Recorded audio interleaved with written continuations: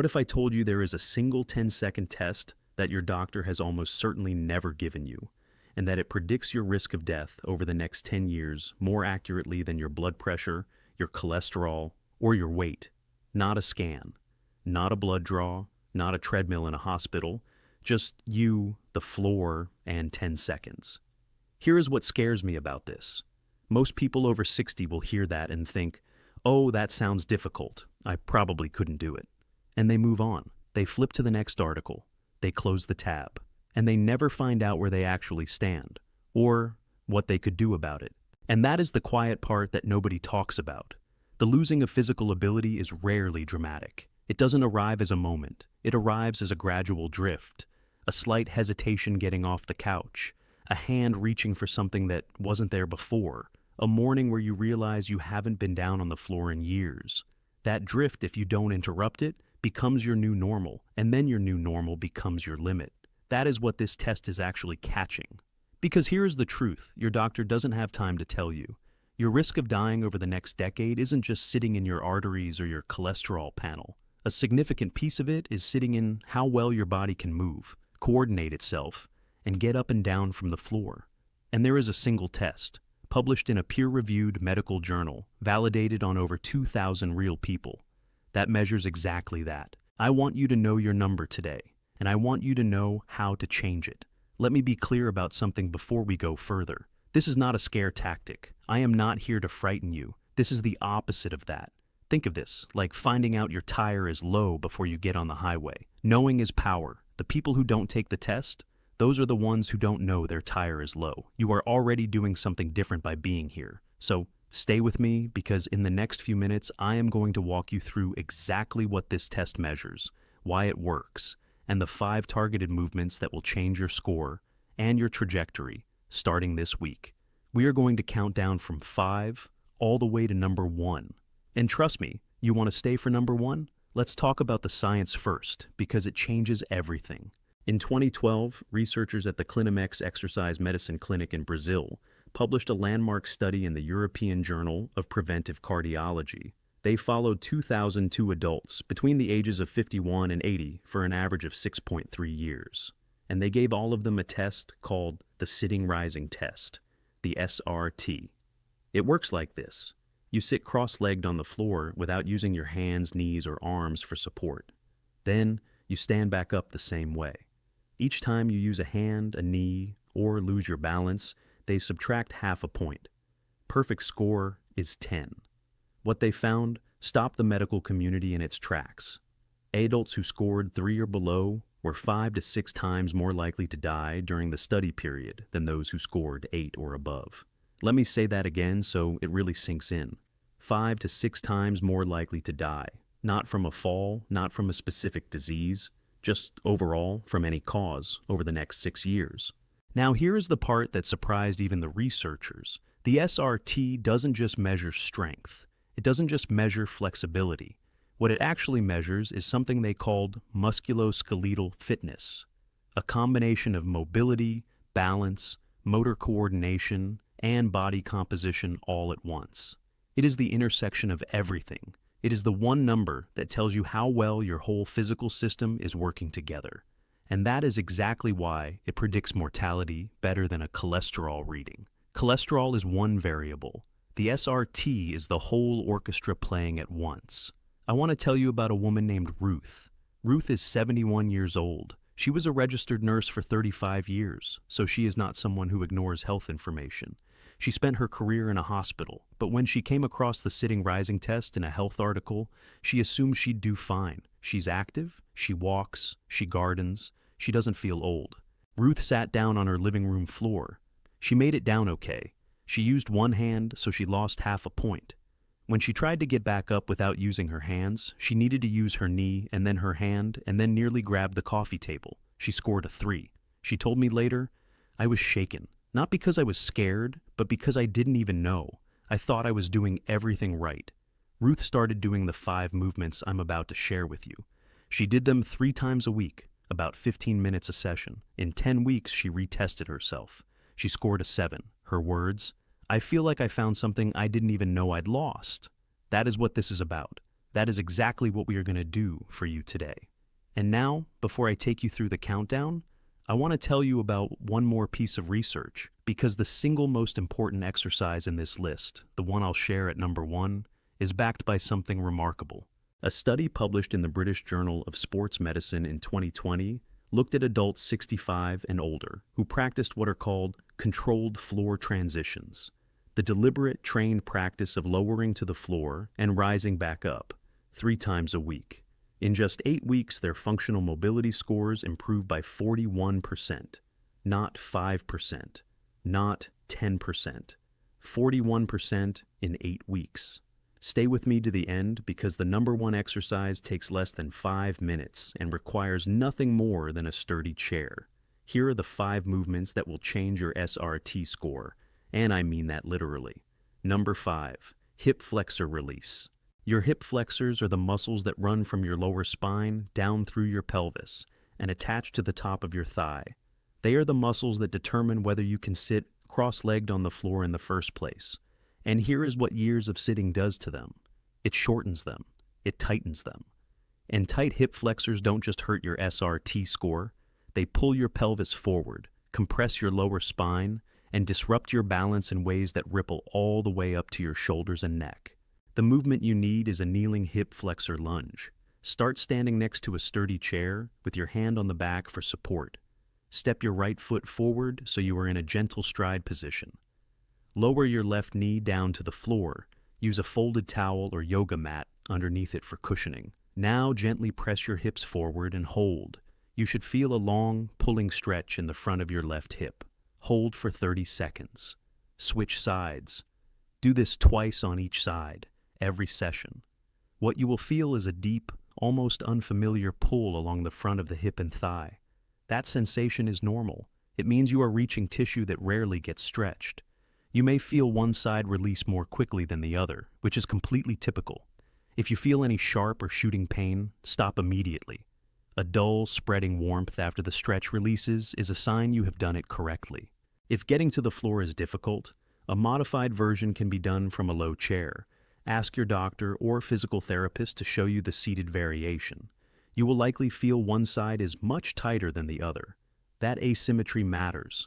It tells your body something, and releasing it, even just a little, begins to restore the range of motion the SRT is actually measuring. Remember, this is not about pain. If you feel sharp pain, stop. But mild stretching discomfort is exactly right. That is the sensation of your body opening back up. But here is what surprised even the researchers who ran this study. Number 4, target something that number 5 alone cannot reach, and most seniors have never been told about it. Number 4, cross-legged seated balance. One of the most overlooked components of the SRT is the seated part, actually sitting on the floor with your legs crossed and maintaining balance without tipping. Many people get down and immediately feel unstable, which causes them to reach for the floor with their hand and lose points before they even try to stand. Here is your practice for that. Sit on the floor with your back about 2 feet from a wall. Cross your legs gently in front of you. Not deep lotus, just a comfortable cross. Now, sit tall, lift your hands off the floor, and hold. If you tip or start to fall, the wall is right there. Your goal is 30 seconds of still, unsupported seated balance with crossed legs. Work up to 60 seconds over several sessions. What you will feel is a subtle but real engagement in the muscles along the sides of your hips and the base of your spine, muscles that most conventional exercise simply does not reach. You may feel a mild trembling at first, especially if your stabilizers are unaccustomed to this demand. That trembling is not weakness, it is your nervous system recalibrating. It will calm down as the weeks go on.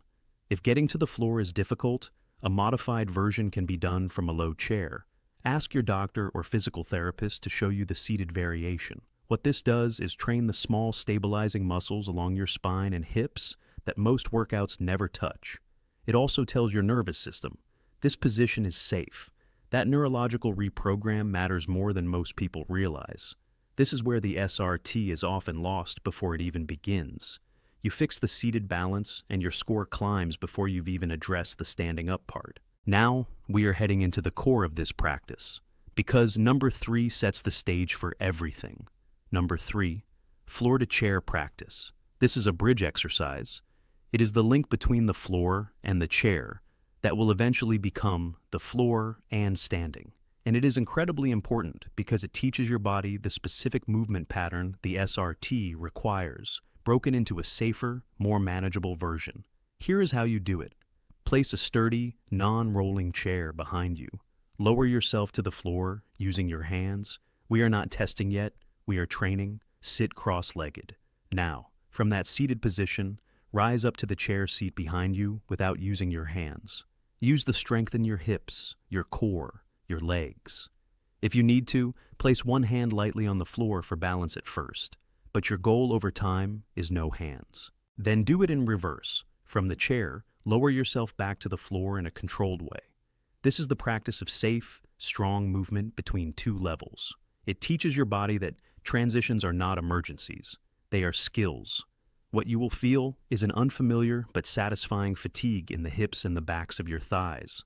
Exactly the muscles the SRT is scoring. If your arms instinctively reach for the floor to assist, that is fine at first. The goal is to need them less each session, not to eliminate them overnight. You are retraining a movement pattern, and patience here pays off faster than you would expect. If getting to the floor is difficult, a modified version can be done from a low chair. Ask your doctor or physical therapist to show you the seated variation. I want you to hold on to that. Your body treats floor transitions as emergencies because it hasn't practiced them in years. That panic response is what makes you grab for things. Practice removes the panic. What feels shaky and uncertain today will feel solid and strong in 3 weeks. Do 3 rounds of floor to chair and back each session. Start slow. Go slower than you think you need to. Now, that was impressive on its own. But number two is where things get very interesting. Because this next movement does something the first 3 simply cannot. Number 2, quad flexibility with support. Your quadriceps, the large muscles on the front of your thigh, are essential for the final push of standing from the floor. If they are tight or weak, the last 12 inches of rising from a cross-legged position becomes a battle. Most people lose points here. They get almost up and then have to reach for something to finish the movement. Stand beside your chair with your hand on the back for support. Bend your right knee and bring your foot up behind you, holding your ankle gently with your right hand. You will feel the stretch along the front of your thigh. Hold 30 seconds. Release. Switch. But here is the addition most people skip. After the static hold, still holding the chair, do 10 slow mini squats. Not deep squats, just a small bend and rise, controlled and deliberate. This builds the specific strength you need in the range of motion, where the SRT is hardest. Flexibility without strength in that range doesn't translate to a better score. You need both. What you will feel during the mini squats is a burning sensation in the top third of the thigh, particularly noticeable in the last few repetitions. That is the precise muscle fiber recruitment that the final rise from the floor demands. If your knee aches during the bend, reduce the depth. Pain means stop. Discomfort means you are working. Learn the difference and you will progress steadily. If getting to the floor is difficult, a modified version can be done from a low chair. Ask your doctor or physical therapist to show you the seated variation. 2 sets, both legs, every session. Within 2 weeks, you will feel a difference in how the final rise feels. The struggle at the top starts to disappear. And now we have arrived at number 1. I have been building toward this since the opening of this video. This is not just the most powerful movement on the list. This is the movement that, in the research, predicted whether older adults maintained independence 5 years later. If you do nothing else from today, I want you to do this one. Write it down. Number 1, the controlled floor descent. This is the complete SRT movement pattern, trained deliberately and safely in sequence. And it starts not from the floor, but from your chair. Sit in a sturdy, stable chair. Your feet are flat on the floor. Now, from the chair, move to a kneeling position on the floor beside the chair. 1 knee at a time, using your hand on the chair seat for control. Now, from kneeling, lower yourself to a seated cross-legged position on the floor. You are down. Now the return, from cross-legged, move to kneeling. From kneeling, place 1 foot flat on the floor. Now rise to standing. pressing through your heel, engaging your glutes, using no hand if possible, or just your fingertips on the chair for confidence, not support. This is the chair to kneel to sit to kneel to stand sequence. Do it slowly. Make every movement deliberate. The goal is not speed. The goal is control. Because control is exactly what the SRT is scoring.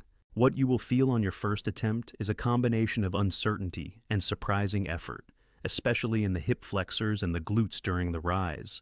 That is normal. The neurological demand of this sequence is genuinely higher than it looks. Over successive sessions, the sequence begins to feel familiar, and that familiarity is your body building the competence the SRT is designed to measure. Go slowly enough that you could stop at any point in the movement and hold the position. That is the standard to work toward. If getting to the floor is difficult, a modified version can be done from a low chair. Ask your doctor or physical therapist to show you the seated variation.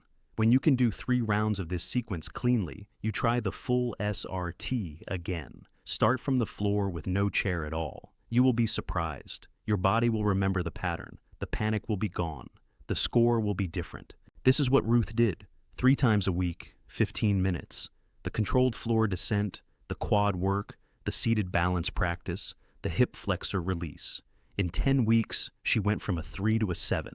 That is not a small improvement. That is a clinically meaningful change in predicted longevity. And you can do this. Let's bring it all together. Hip flexor release. ASD opens the range you need to get down. Cross-legged seated balance. Trains stability at floor level. Floor to chair practice. Teaches the pattern safely. Quad flexibility with support. Builds strength through the hardest range. And the controlled floor descent ties it all together into the exact movement the SRT is measuring. Before you try any of these, a word your doctor would want me to say. Always check with your physician or physical therapist before starting any new exercise routine, especially if you have had joint replacements, recent surgeries, or significant balance issues. These movements are designed to be safe and senior appropriate, but your body is individual. Start slow. Use support. Progress at your own pace. If this helped you today, I'd love to know. Go ahead and give this a thumbs up, and type 1 in the comments if this was helpful, or type 0 if you think I can do better. That feedback genuinely shapes what I make for you. And if you haven't subscribed yet, please do it now. There's a new video every week built around exactly this kind of evidence-based movement for people over 60. Here's one more thing I want to ask you. Is there someone in your life, a spouse, a sibling, a friend, who you think needs to hear this? Who you've been quietly worried about? Share this with them. Not as a warning, as a gift. Because knowing where you stand is the first step to standing stronger. I want to leave you with this question, and I'd love to see your answer in the comments. What is one thing about your physical health right now that you wish you'd paid attention to 10 years earlier? In the next video, I'm going to show you the one morning movement that acts like a reset switch for your nervous system. Most seniors have never heard of it, and it takes 90 seconds lying in bed. You're not going to want to miss that one. You showed up today. You learned something that most people your age will never know, and that matters. Your body is more capable of change than you have been told. The floor is not your enemy. It is just a skill you haven't practiced in a while. Start practicing. Your future self is counting on you.